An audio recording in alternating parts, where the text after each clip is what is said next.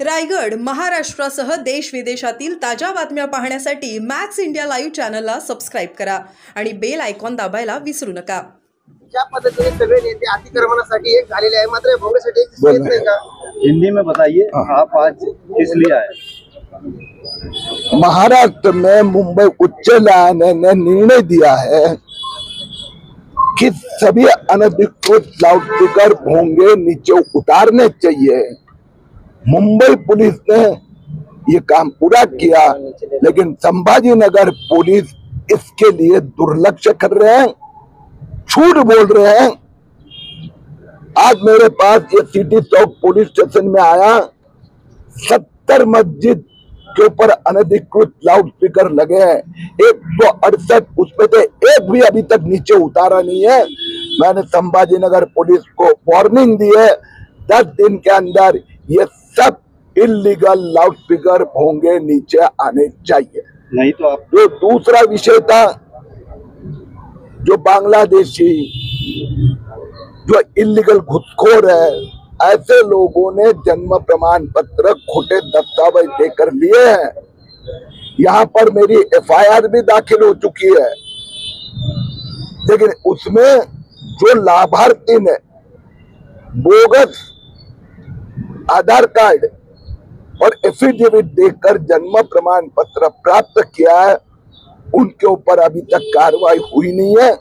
10 दिन के अंदर वो कार्रवाई होगी। सर हिंदी में बताइए। महत्व आहे, कुठेतरी एक नॅरेटिव्ह सेट करण्याचा प्रयत्न। सर हिंदी में बताइए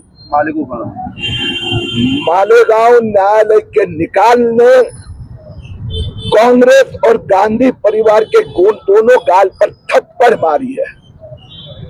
गांधी परिवार, फिर वो राजीव गांधी हो, सोनिया गांधी हो, राहुल गांधी हो, प्रियंका गांधी हो, इनका एक ही मकसद रहा है, हिंदू को बदनाम करना, मुस्लिमों को खुश करना।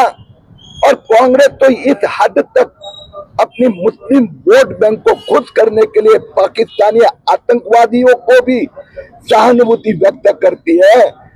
मालेगांव का ये नकली भगवा आतंकवाद हिंदू आतंकवादी है, ये सिद्ध करने के लिए नाटक किया गया था।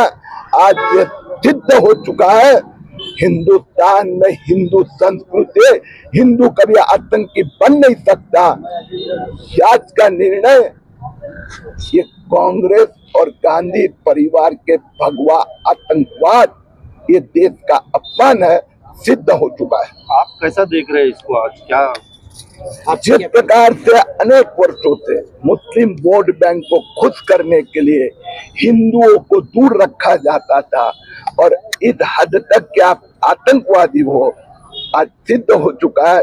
हिंदू राष्ट्रीयत्व में मानता है, भगवा आतंकवाद नाम की कोई चीज है ही नहीं। साधुओं को बदनाम करने की साजिश थी। न्यायालय को आप क्या कैसा देख रहे मैं हैं? न्यायालय को धन्यवाद देता हूँ और चिदम्बरम, सोनिया गांधी, राहुल गांधी देश के हिंदुओं की माफी मांगे, ये मांग करता हूँ।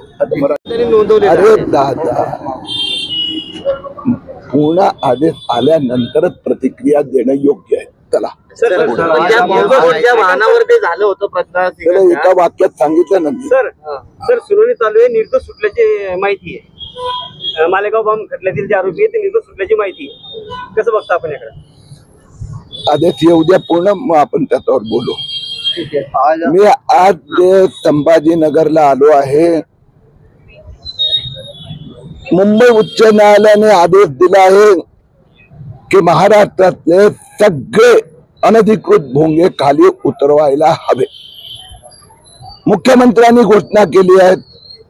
आज या सिटी चौक पोलीस स्टेशन म्हणजे बनवा बनवीची हद्द आहे। पोलीस आयुक्त घोषणा करतात 70% भोंगे खाली आले। सिटी चौक पोलीस स्टेशननी जी मला माहिती दिली, त्यात 70 मशिदीवर 168 अनधिकृत भोंगे लागले आहेत। एकाने परवानगी घेतलेली नाही आहे।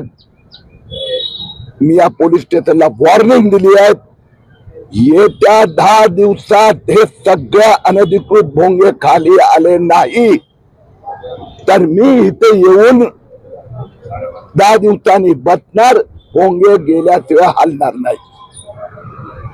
संभाजीनगर भोंगे मुक्त करावं लागणार. जे घुसखोरांनी खोटे कागदपत्र देऊन जन्म प्रमाणपत्र मिळवले होते त्याच्यावर पण संभाजीनगर पोलीस स्टेशनने कारवाई केलेली नाही. त्या संबंधात उद्या माझे वकील यांना नोटीस बजावणार.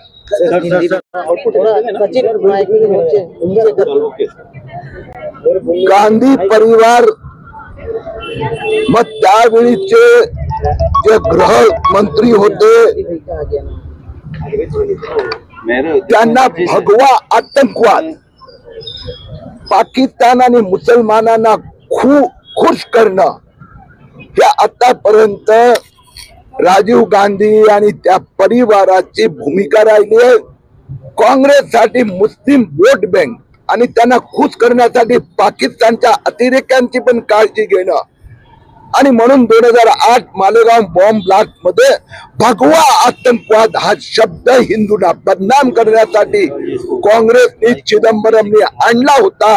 आजच्या न्यायालयाने त्या निर्णयाने हे सिद्ध झालं आहे की काँग्रेसने स्वतःचा वोट बँक साठी राष्ट्रीयत्व विकण्याचा पाप केला आहे.